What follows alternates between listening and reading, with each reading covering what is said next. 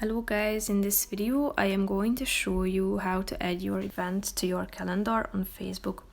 But first I just want to mention, don't forget to subscribe to my channel because at 100,000 subscribers I am going to show you my whole YouTube revenue statistics and growth strategy, how to make money online. Now let's jump into it.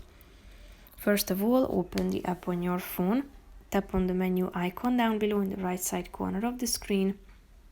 After that, click on events,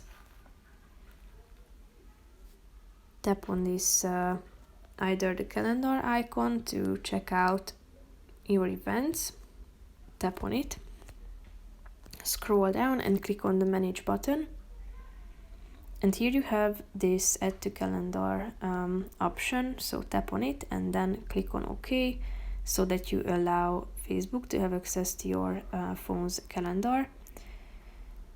And now you should select which calendar you want to add this event to, and as you can see it has been added to your selected calendar. So basically that's it for this video guys. See you in the next one. Bye bye.